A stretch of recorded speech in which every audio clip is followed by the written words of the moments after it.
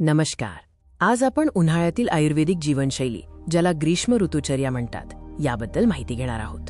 आयुर्वेदानुसार प्रत्येक ऋतूमध्ये आपल्या शरीराची काळजी कशी घ्यावी याबद्दल विशिष्ट नियम दिलेले आहेत. ग्रीष्म ऋतू हा उष्णता आणि तीव्रतेचा असतो. या व्हिडिओमध्ये आपण ग्रीष्म ऋतुचर्या म्हणजे उन्हाळ्यातील आरोग्यदायी दिनचर्या, आहार आणि उपचारांबद्दल जाणून घेऊ. उन्हाळ्याच्या तीव्रतेमुळे आपल्या शरीरातील पित्त दोष वाढतो आणि शरीरात उष्णता निर्माण होते. यामुळे थकवा आणि उष्णतेचे आजार होतात. या उष्ण ऋतूमध्ये आपल्या आहारामध्ये काय बदल करावे, ज्यामुळे शरीराची उष्णता कमी होईल आणि ऊर्जा टिकून राहील, ते पाहूया.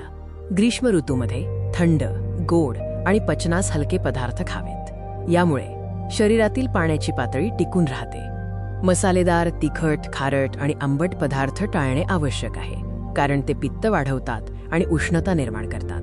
ताक, लस्सी, पन्हे, आमरस आणि लिंबू सरबत यांसारखी नैसर्गिक शीतपेये नियमितपणे प्यावीत. हे शरीराला थंडावा देतात. आहारानंतर आता आपण उन्हाळ्यातील योग्य दिनचर्या पाहूया, जी आपल्याला दिवसभर उत्साही ठेवेल. सकाळी लवकर उठावे आणि थंड पाण्याने स्नान करावे. यामुळे शरीराला लगेच थंडावा मिळतो आणि दिवसभर ताजेतवाने वाटते. दिवसा जास्त वेळ झोपणे टाळावे, पण दुपारच्या वेळी थोडा वेळ विश्रांती घेणे आवश्यक आहे, खास करून जेवणानंतर. संध्याकाळच्या वेळी जेव्हा हवामान थोडे थंड होते, तेव्हा शांत वातावरणात फिरायला जावे. यामुळे मन प्रसन्न राहते.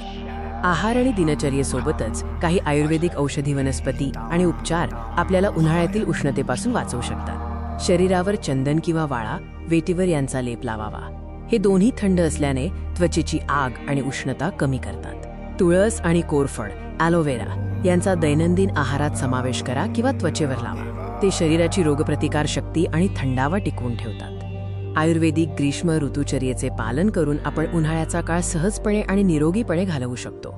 उष्णता वाढल्याने येणारा थकवा आणि आजार टाळण्यासाठी या नियमांचे पालन करणे खूप महत्त्वाचे आहे. तुम्हाला एक सुदृढ आणि उत्साही उन्हाळा अनुभवायला मिळो, यासाठी शुभेच्छा.